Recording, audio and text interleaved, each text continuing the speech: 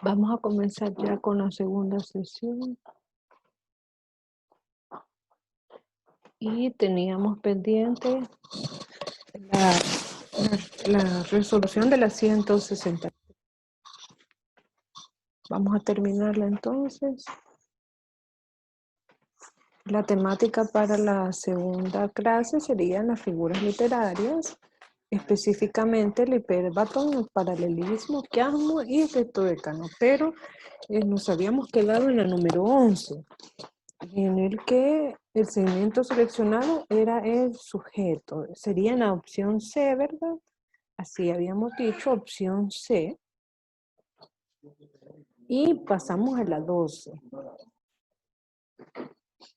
En la número 12, identifique la categoría morfológica a la que pertenece la palabra subrayada en la oración. Llegó muy temprano a la clase. ¿Qué categoría sería la que está subrayada? Gracias, Emily. Temprano sería un adverbio, ¿verdad? Luego había que leer ese fragmento que me imagino que usted ya tiene leído. Y en la número 13, ¿cuál es la función sintáctica de los segmentos oracionales que se han subrayado en ese fragmento? Serían complemento directo, ¿verdad? Muy bien, gracias, Emily. Y en la 14, ¿cuál de las opciones resaltadas en el texto es un adjetivo? En el número 14. Gracias, Emily. Sería la opción D. La opción D. Y gracias, Victoria. Sería la opción D. Simpática, ¿verdad? Luego iniciamos. Irving es adjetivo, la 12, perdón, adverbio, la 12, Irving. Luego iniciamos ya la unidad 6, la literatura del realismo, y será para la otra clase que yo necesito que usted lea el fragmento de inicio de la unidad y lo del contexto del realismo, porque eso abordaré la otra semana, pero necesitaba decirle que lo leyera antes de iniciarlo. Vamos entonces con el desarrollo de este segundo tema para que podamos terminar rápido en esta sesión. Los puntos a tratar, pues, es una actividad al inicio para recordar algunas cosas y luego sería el desarrollo de la temática. Hablaré de estas figuras literarias y luego habrá un espacio para preguntas y respuestas. En la actividad del inicio van a identificar de qué se trata. Estas frases que tengo acá. No preguntes lo que tu país puede hacer por ti. Pregúntate lo que tú puedes hacer por tu país. ¿Qué significado tendrá la primera frase? Y la segunda, hay grandes libros en el mundo y grandes mundos en los libros. Y la última, adiós, gracias. ¿Qué significarán esas frases? Y acá tengo a Alexandra Aguilar, Alexandra Ortega, Alison, Camila, César, Cristian, Emily, Grace, Irving, Catherine, Melissa, Rodrigo y Victoria, ¿verdad? Que nos pueden ayudar con estas frases, con el significado de estas frases. Le podemos pedir a Melissa que nos indique qué significa la primera frase. Rodrigo nos puede decir qué significa la segunda. Y Rosita la tercera frase, ¿verdad? ¿Qué significado tiene? Si algunas las hemos escuchado que alguien las dice, Y, o si no, ¿qué significa solamente a partir de lo que nosotros estamos leyendo en este momento, ¿verdad?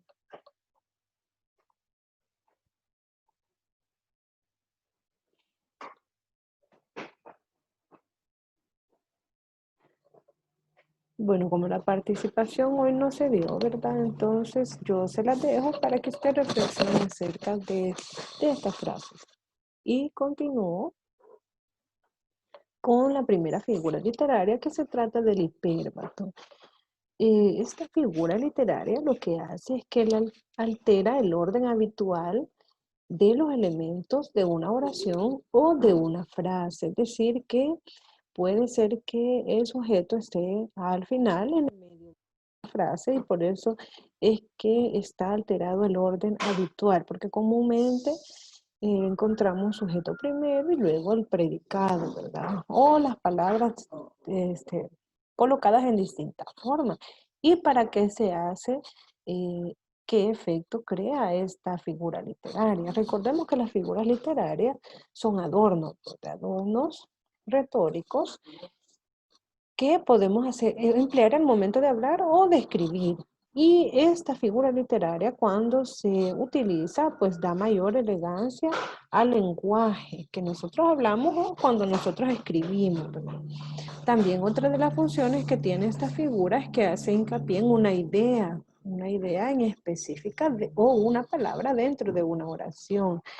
También otra de las funciones es que puede formular una rima porque se juega con el orden de esas palabras de la oración, ¿verdad? Y como ejemplo tengo esta frase que dice, las señoras pacientemente hacen fila en el supermercado. En lugar de decir que las señoras hacen fila en el supermercado pacientemente. Entonces, si ustedes se fijan, solamente es alterar el orden de la oración, pero no el significado, no el mensaje. El mensaje no se altera, solamente el orden de las palabras dentro de las oraciones.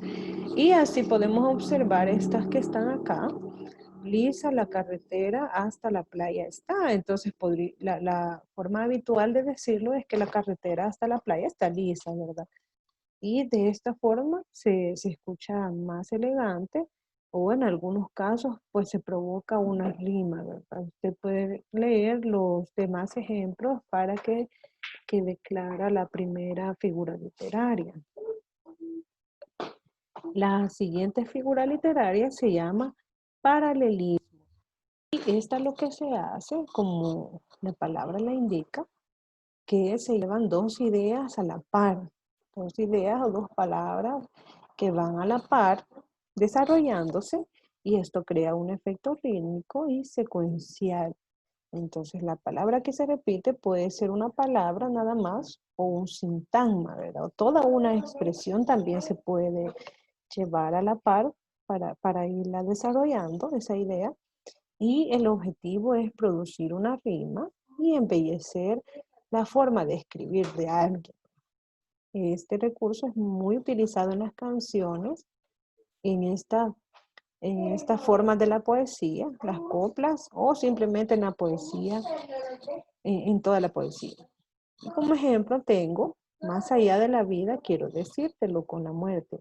Más allá del amor, quiero decírtelo con el olvido, de este autor Luis Cernuda. Y si usted se fija acá,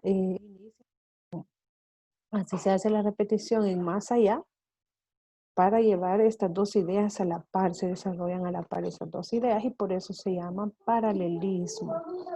Como podemos observarlo también en estas ideas en las que uno puede ponerle la pleca para identificar cuál es la otra idea que se está desarrollando a la par, ¿verdad?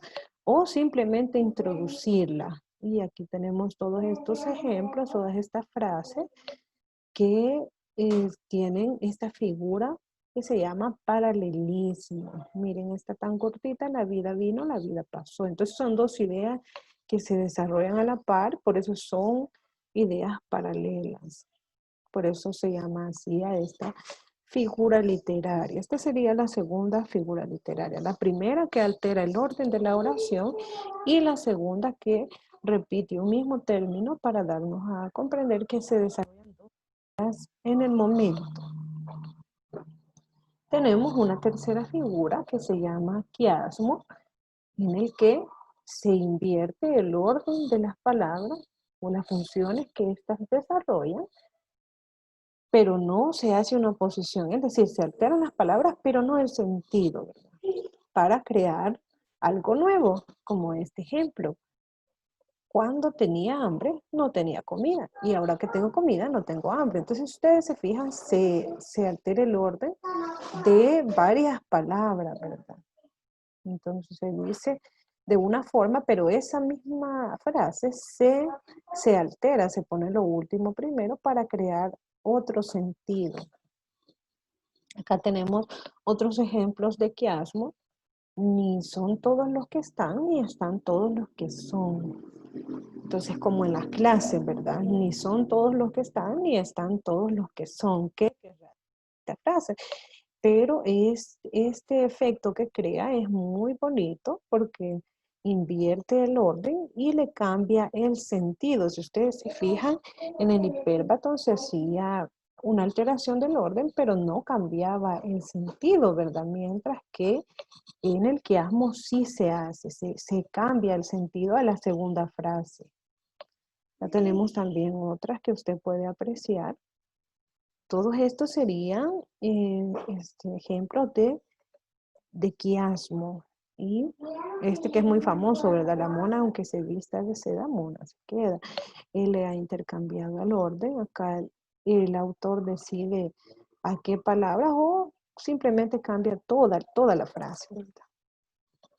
Y la última figura literaria se llama retruécano. Ese nos dice que otro de quiasmo, ¿verdad?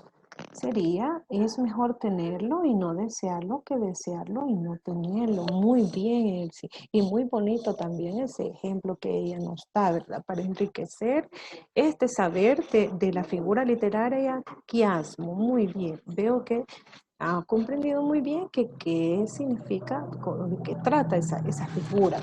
La otra figura se llama retruécano y esta consiste en repetir las palabras pero en orden distinto para producir un sentido inverso. El retruécano es un tipo de quiasmo, desde ya se lo digo, y por eso pues son equivalentes, ¿verdad?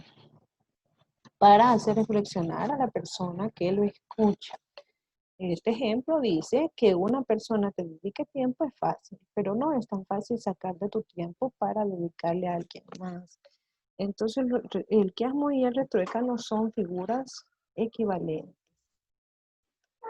Puede aparecerle eh, en el examen que usted identifique en qué frase se ha utilizado un quiasmo o un retruécano, ¿verdad? Serían las dos figuras pues equivalentes. Acá usted puede apreciar más ejemplos de esta figura literaria. Hay grandes libros en el mundo y grandes mundos en los libros, como la que le decía al inicio, ¿verdad? Para que interpretara.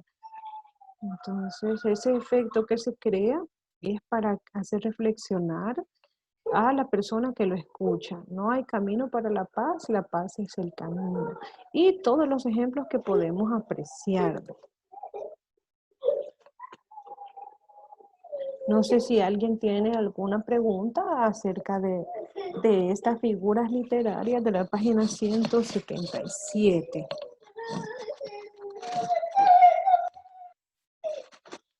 Entonces usted ahí puede observar. Si tiene alguna pregunta, pues me la indica y si no, quedaría de resolver las actividades de la página 177.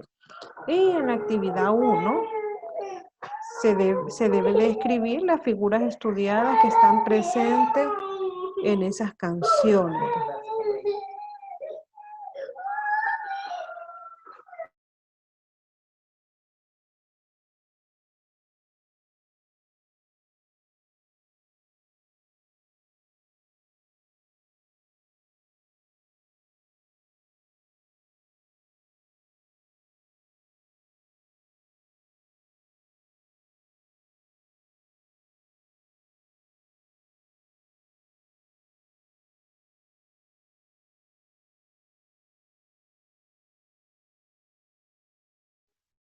Después de haberle dado tiempo para que usted leyera las frases que están en la actividad 1 de la página 177, recuerde poner su nombre y su apellido, ¿verdad? Y son partes de canciones y por eso aquí le aparece a usted el autor y el nombre de la canción de donde ha sido extraído, ¿verdad?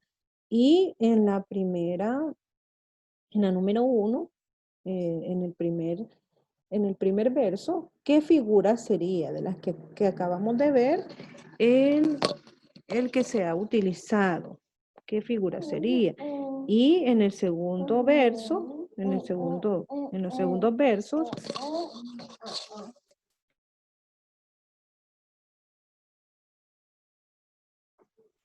Alison nos ha ayudado y dice que en la primera es retruécano. Muy bien, Alison, sería retruécano. Y luego observamos que en los siguientes versos de José Luis Perales,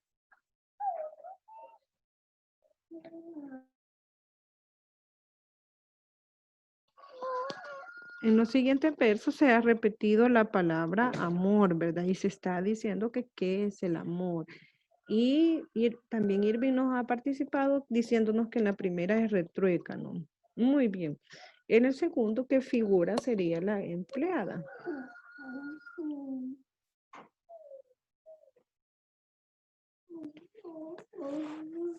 Y en el número 2, usted tendrá que escribir que se diferencia la figura quiasmo y retruécano. Ahí podríamos escribir que, como yo le dije, que el retruécano es un tipo de quiasmo, que son figuras equivalentes, ¿verdad? Usted podría escribir que el quiasmo no comunica un sentido inverso al repetir el orden de las palabras, mientras que el retruécano sí lo hace. Esa sería la pequeña diferencia entre el quiasmo y el retruécano. Y también le preguntan sobre el hipérbato y el quiasmo. Y entonces ahí usted puede decir que en el hipérbato solo muestra invertidos los términos, mientras que en el quiasmo se repiten en dos órdenes distintos, es decir, le cambia el sentido, mientras que en el hipérbato no le cambia el sentido a lo que se ha invertido, ¿verdad? Y esa sería la resolución de estas actividades. En cuanto usted lo termine termine los detalles, pues lo envía, ¿verdad? Para evitar algún problema que pueda tener durante el desarrollo de la tarde. Y quedaría pendiente entonces solamente con la recepción de sus trabajos, que ya están prácticamente terminados, y sería hasta la próxima semana, ¿verdad? Mucho entonces, si no hay más preguntas, y que Dios les bendiga.